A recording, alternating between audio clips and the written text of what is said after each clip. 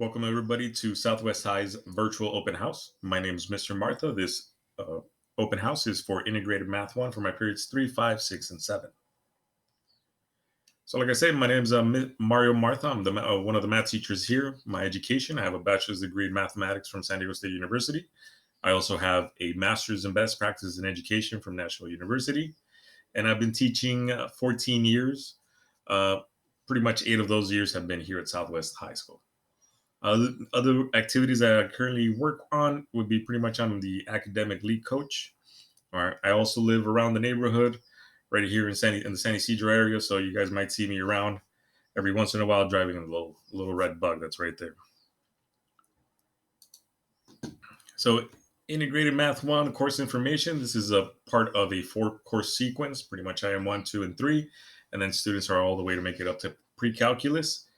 And then from there on, it's calculus AB or and so forth. So some of the topics taught in the course include graphing, interpreting, and applying linear and exponential functions. The materials that I recommend for success in our class would be a notebook, and we take notes almost every single day, pretty much Monday through Thursday when we have a class. I also provide a PDF file for the guided notes that students are able to, when they're watching the video, they can fill them out at the same time. That's why I suggest also getting a binder for them. Pencil, paper, highlighter, colored pencils, a ruler, anything straight to do graphs, pretty much that would be perfect. Graph paper is useful, but it's not necessarily required. And pretty much we will use Desmos, which is an online calculator that it's free. Your kids can download it on their phone if they want to, and it's always going to be free, pretty much. So learning and communication system. So we're going to be using Google Classroom, and this is used for instruction, turning in most assignments, student resources and announcements, as well as content organization, notes, study guides, reviews, and assignments. So anything that's going to be posted, anything that I say it's pretty much going through Google Classroom first.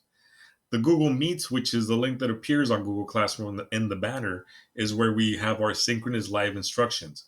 I do require my students that we meet pretty much if it's the odd periods, we meet Monday, Wednesday, and then on Fridays, it's an optional day to meet, right? That's up to my discretion. We don't have to necessarily meet. But Monday and Wednesday, for sure, we meet at our respective times. Infinite Campus is where you can see the student schedule, attendance, progress reports, and report cards. And it also works for email and communications. And Jupyter Grades is the day-to-day grades updates as well as for communications. And I prefer you guys use Jupyter Grades because we will be transitioning into that later on. Another way that students can get in contact with me or even yourself would be through the Remind app. It's pretty much it's an app you can download on your phone and then have a teacher code. Then you can just add me and then you can message me through there. I usually get to people as fast as possible. We are using actually Edpuzzle, which is where the students watch the day-to-day lessons to complete the guided notes. So instead of me doing the synchronous time and just teaching live, what I'm making students do is that they watch a video, which is pretty much the same thing I would do if I was live, and then they take the guided notes right there. So they can either print out a copy, or they can use their notebook, or they can even write on their laptops. There's also an app available for their phone if they want to use their phone, and then if they want to take notes on their computer. So that's Edpuzzle, and pretty much Edpuzzle.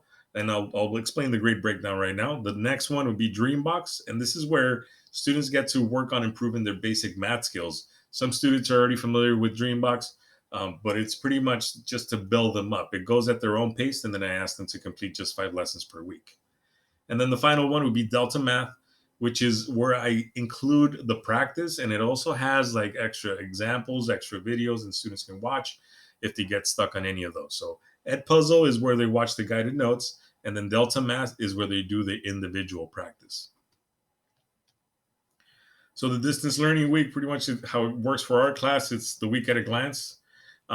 We have Monday and Tuesday, right? Depending on the day we meet. We have synchronous, pretty much an asynchronous. So most of my time is the entire hour that we're there. I stay connected and I stay synchronously with the students. If they need any help, I can respond, or if they have any technical difficulties, I can also help them with that. They just have to make sure that they also stay connected. Now they don't have to stay connected the entire time. I do ask them to check in to see how they're working, pretty much like about every 30 minutes. Same thing happens on Wednesday and Thursday, and then also Friday for our students. All right. And then again, scholarship grading in categories and percents. Since we are in a unique situation, both the scholarship and the citizenship grade will be the same for my class. So Delta Math, which includes the practice assignments and the assessments, that's going to be 25% of the grade. The Dreambox lessons is going to be another 25% of the grade. Class participation is going to be another 25% of the grade. And of course, the classwork notes group, etc. So when we go back to class, that's going to be pretty much integrated into our Edpuzzle and so forth. All right. So Edpuzzle is also 25% of the grade. So pretty much right here, 25. Delta Math, Dreambox is also 25. Class participation, which includes attendance, is also 25%. And like I said, classwork notes and so forth, that's through Edpuzzle, and that's also 25%. Again, absence and makeup work. So all assignments are posted in Google Classroom. If your son or daughter is absent, it is their responsibility to complete the work that has to be done by the due dates. Late work is accepted, but points will be deducted.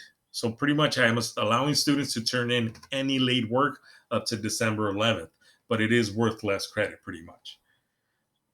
Have your son or daughter communicate with me if they need extra time to complete an assignment. If they miss a test due to an excused absence, please contact me within 1 week to arrange a makeup test. And make sure that if your kid is going to be absent, make sure you email Daniel Macias or contact the main office to make sure that they are to make sure their absence is excused, because we cannot excuse their absence. All right. So citizenship grades again. In this case, since we are in a unique situation, it's going to be the same as a scholarship grade. Code of conduct through Google Meet is the same thing as we're in class pretty much. Don't share your password. Keep your account information secure. Be respectful. If you're going to be with your camera on, make sure you're wearing appropriate clothes. Make sure there's nothing around you that shouldn't be there. Be responsible and be ready to learn by checking your computer early and have materials ready by the time your class starts. Plagiarism is defined as an act of using, again, another person's words, ideas, or work and pretending they are your own. This also includes copying another student's math work assignments.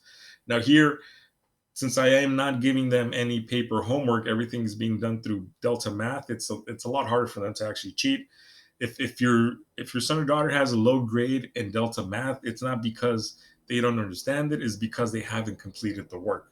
All right. So a low percentage grade on any of these, if they have a 0, it means they're missing the work, not that they had got a 0, but they just hadn't done it yet. And again, contact information. So thank you for viewing this open house presentation. Please make sure that you fill out the parent contact form next to the link to this video. So again, my email is the fastest way to get in contact with me. Also, if you shoot me a message through the Remind app, that also works. Please let me know if you have any further questions. Again, via email. Thank you very much to listening to me for the past couple of minutes. Have a wonderful day.